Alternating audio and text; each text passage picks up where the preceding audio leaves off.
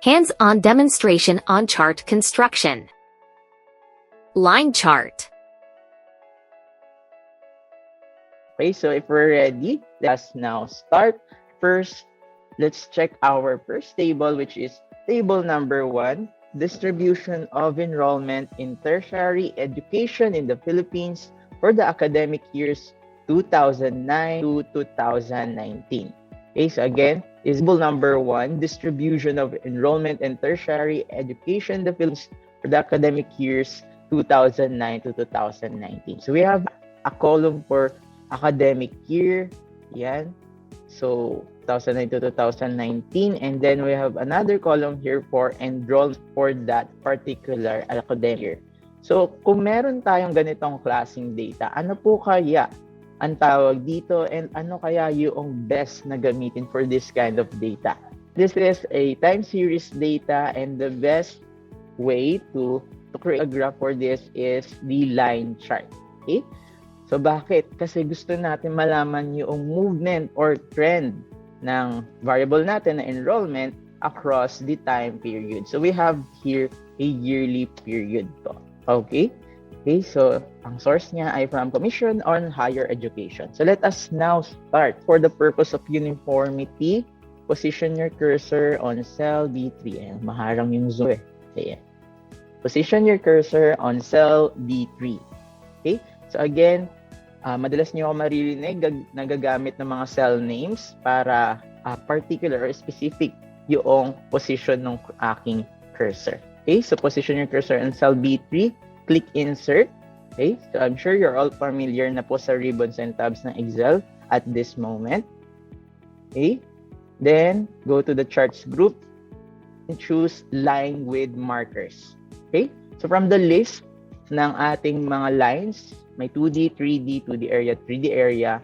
So piliin natin si 2D line and then line with markers. Okay, so we now have here a line chart. Siyempre, i-improve pa natin yan. So, kagaya nga po ng sabi ni Miss Jaisel yesterday, we will improve our charts to be more professional looking. Okay? And siyempre, para mas madaling ma-visualize and maintindihan ng ating mga readers and audiences yung gusto natin i-convey using our charts. Okay?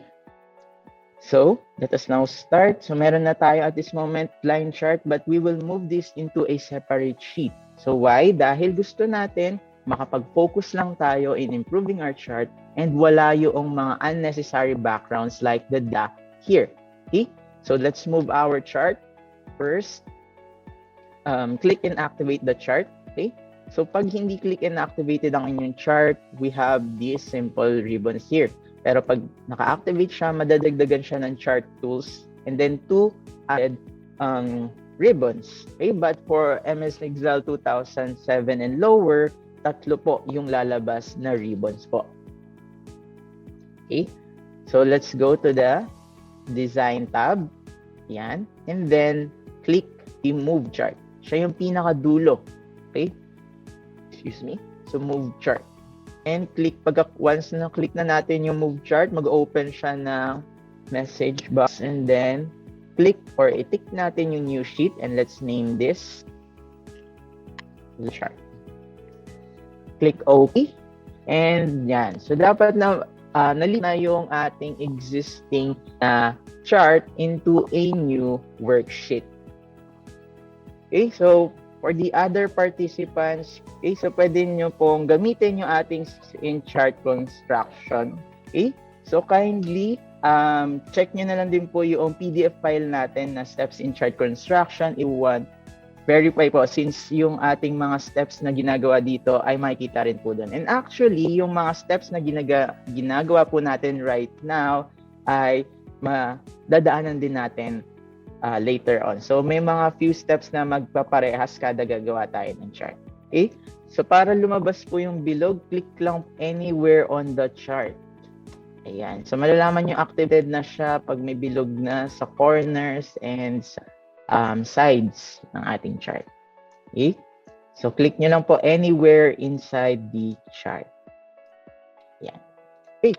So let's further improve yung ating chart right now. As you can see here, dito sa low right corner ng ating chart, so may makikita kayong source. Oops. So meron kayong makikitang source, mission on higher education, and may malaking space dito. So ibig sabihin, hindi clearly defined yung ating data. Okay? So what we're gonna do is to select our data.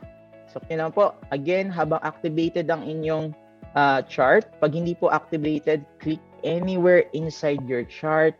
Dapat may bilog na lalabas po, corners or sides, and dapat madadagdagan na po yung naman na tab inyong ribbon right now, so that may design and format na. Then under the design tab, click select data. Under the data group, locate nyo lang po yung select data. And then, sa chart data range, i-highlight natin yung from cells A2 to cell B2 all the way down to cell B12. Ulitin natin. Click natin yung chart data range. Okay, yung cell pinakadulo. Click natin siya. And then, i-highlight natin si cells A2 or yung academic year. Then B2, enrollment. Okay, then all the way down sa B12. Okay, so ang hina-highlight natin here is the column for the academic years and the enrollment. Then verify natin, under the legend entries, dapat may enrollment na name na po dyan. Okay, so dapat naka-check din siya. And for the horizontal axis labels, okay, so dapat yung academics 2009 to 2019 ay naka-check. Okay, so dapat yun lang yung nilalaman yan. Pag may iba pong nilalaman yan, so pwede nyo siyang i-remove or i-uncheck. Okay, simply uncheck nyo lang para hindi masama sa i-graph. Okay, so once verified nyo na tama ang inyong data, since what we're doing here is dinidefine natin or sineselect natin yung data na kasama for our chart.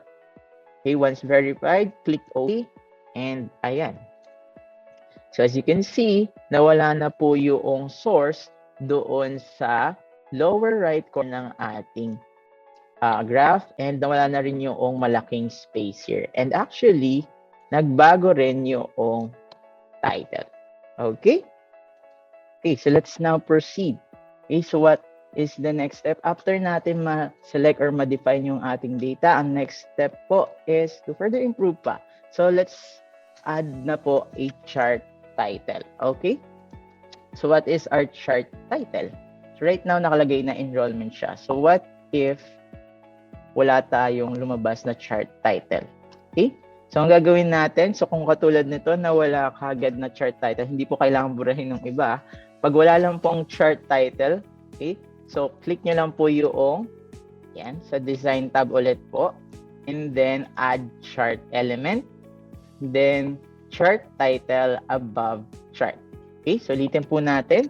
Click and activate first your chart, then add chart element, and then chart title above chart. Yan, click lang natin. Again, so lalab na ang ating chart title sa pinakatuktok ng inyong charts. Okay? So once meron na po, so may two ways para mag-add ng chart title. Pwede nyo i-double click yan, then burahin yung laman, or click and activate the chart title, then go to the formula bar, then type po yung ating chart title. So this is now figure number 1. Copy na lang natin yung table name since same lang naman yun.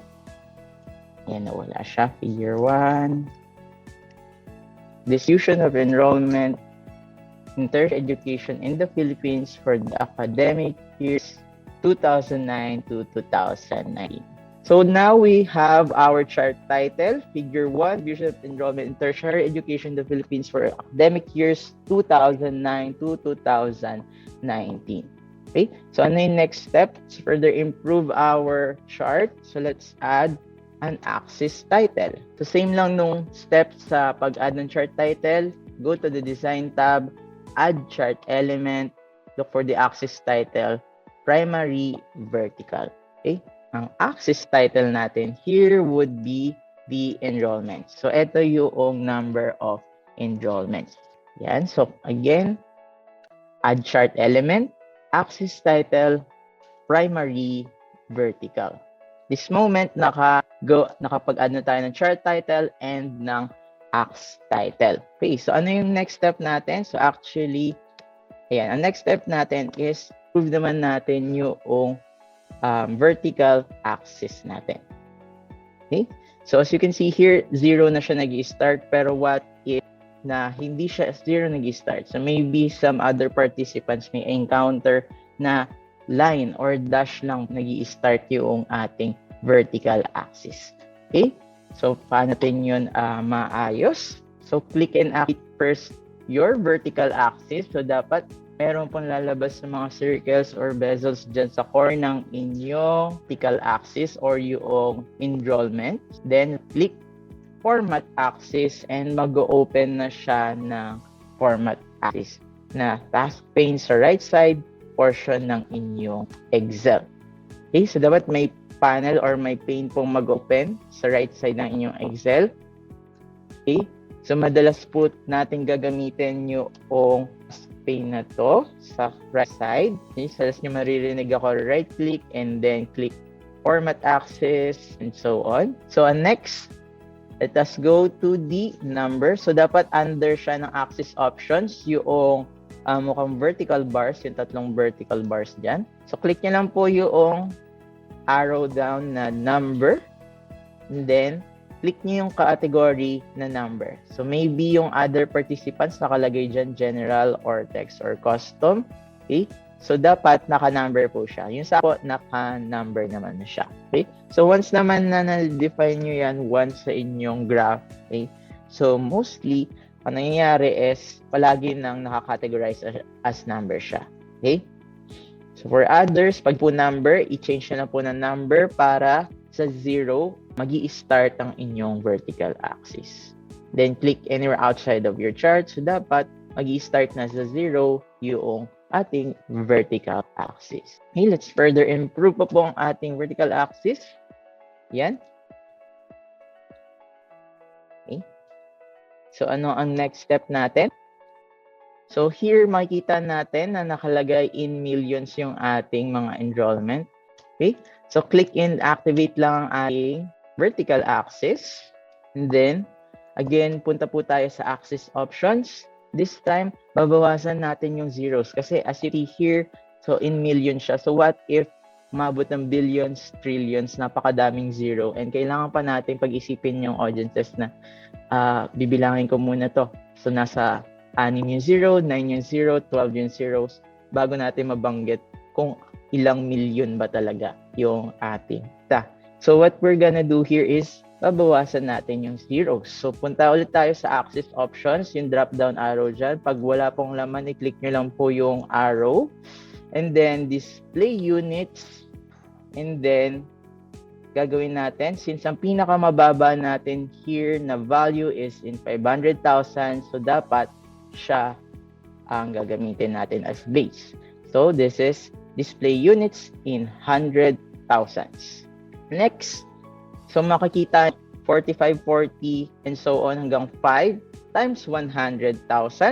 I-uncheck natin yung show display unit label on chart. So hindi natin gusto na meron times 100,000 doon dahil again, ayaw natin pahirapan yung ating audiences and readers na pag-multiplyin pa sila ng times 100,000 for each dahil ilalagay na natin siya sa axis label. So this is now enrollment in 100,000. Okay? So this time, so alam na natin na in 100,000 yung mga nakalagay sa ating vertical axis. Okay, so next, actually, patapos na tayo sa last few steps na tayo. So let us now create our chart in our plot area. Okay, so ano muna yung ating chart and plot area? Ang ating plot area is ito, kung saan naglalaman noong actual plot, itong line natin, and then yung kanyang mga points, and also grid lines. Okay, so dyan po naglalaman yung ating area natin. As you can see, if you hover your mouse or your cursor sa gitna, makikita nyo na lalabas na name ay plot area. So ano naman ang chart area natin? Ang chart area natin, so ang nilalaman naman po niyan is yung chart title, axis title, your vertical and horizontal axis, as well as the plot area. So sa loob ng chart area, may plot area. Okay, so separate natin yung plot and chart area from each other. Okay, and how are we gonna do that? Lalagyan natin siya ng borders. So first, click and activate natin yung plot area. And then, habang hindi pa po nagko-close ang inyong task pane, but if ever closed siya, so click and activate lang po yung plot area, right-click, format plot area, then under the fill-in line or yung paint bucket icon, click nyo lang po yung border na drop-down, and then i-tick natin yung solid line. Kanina naka-automatic siya, this time solid line. Then under the color, pili lang po kayo ng color black as our default color. Click anywhere outside of your chart. So this time na tayong flat area border. But as you can see, pag hinover nyo po or pag tinurn nyo ang inyong attention sa horizontal axis, hindi buo yung ating flat area border. Okay? So kulang po siya ng line dyan. Okay? So, hindi po kasalanan ng mga devices yan. So, si Excel, hindi niya automatically pinupunan yung sa horizontal axis na border. Okay? So, syempre, aayusin natin yan. Click and activate your horizontal axis. So, ang ginawa ko ay clinic ko lang po yung academic years. So, 2009 to 2019. And then, open pa yung ating task pane sa right side portion ng ating screens. I-click lang natin yung pink bucket icon na fill-in line, then i-tick again natin yung solid line. So kung kanina border siya, this time it is labeled as line. Okay? So bakit ganon? Dahil kanina yung border ginagawa natin, this time line lang yung pupunan for the horizontal axis. Okay? So tick natin yung solid line, automatic na yung pinili yung color black as our default color. Then click anywhere outside of your chart. Okay, so buo na dapat at this time yung ating plot area border. So in the next step, okay, so chart area border naman, actually it is just the same step habang naka-open pa ang inyong format shape or format plot. Okay, so click nyo lang po anywhere on your chart area, then choose solid line. Ayan, ganun lang kasimple si chart area. Okay? Again, click anywhere on your chart area under the paint bucket icon, yung fill-in line. Click nyo lang po yung drop-down arrow na border. Okay? So, wag po tayo magtaka kung wala. So, pwede po siyang i-click yung right side arrow pala. And then, magiging drop-down na siya. Then, choose lang po or tick natin yung solid line. Then, color black as our default color. Click anywhere outside of your chart and yan, buo na ang ating chart area border. So at this point, meron na tayong plot area and chart area border. Okay, so sa last step na tayo, which is to add our source node. So how are we gonna add a source node? So actually, si Excel, wala po siyang direct command or facility to add a source node. Instead, what we're gonna do is to add a text box. Okay? So, syempre, kailangan natin ng space kung gusto natin maglagay ng text box for the source node. So, click nyo lang po and activate your plot area. And then, pag nakita nyo na po yung bezel sa corner and sa size niyan, you can automatically adjust doong ating plot area. So, i-hover nyo lang yung mouse ninyo doon sa bilog. And as you can see, mag-change siya from across to an arrow, double-headed arrow. Okay? So, click nyo lang po and then drag. Click and drag pataas. Okay? So, enough space lang para magkasya ang inyong text box for the source node. So, I think this is enough dahil hindi naman kailangan sobrang laki ng font ng ating source. Then, go to the insert na tab. Then, choose text box or i-click natin yung text box. Then, once from arrow na cursor or kung ano man yung cursor na gamit ninyong symbol or logo, mag-change siya into an inverted thin cross. Then, drawing lang tayo ng ating text box. So, don't worry kung masyadong maikli or masyadong mahaba yung drawing nating text box dahil pwede pa rin naman siyang i-adjust. So, ang source natin ay from the Commission on Higher Education. So, saan ko kinuha yung source na Commission on Higher Education? Pag pumunta po tayo sa ating data, define here that our source is from the Commission on Higher Education. Okay? So, this is an actual data yung ginagawa natin right now. Then, balikan natin tong chart. Pwede nyong i-adjust yung ating source. Kung masyado siyang nakat dahil masyadong maliit. Yan, adjust ko lang dahil napuputol yung letter G. Ayun, napuputol yung letter G. Okay. So, we now have the source, which is the Commission on Higher Education. Okay. So, this actually ends yung ating line chart. Yan. So, natapos na tayo with our first chart. So, this is figure number 1, distribution of enrollment in tertiary education in the Philippines for the academic years 2009 to 2019. So, ang ginamit natin na chart here is a line chart or line markers.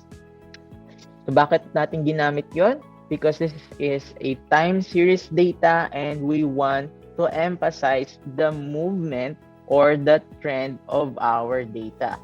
And as you can see here, so increasing po from this point up until this point. So nag-peak yung data for the year 2015 to 2016 or academic years 2015 to 2016. Then decreasing siya, and ng pinaka-mababa naman po is for the academic years 2017 to 18, and nag-i-start ulit siya mag-increase for the next periods. So nakikita natin yung movement ng ating data across these time periods.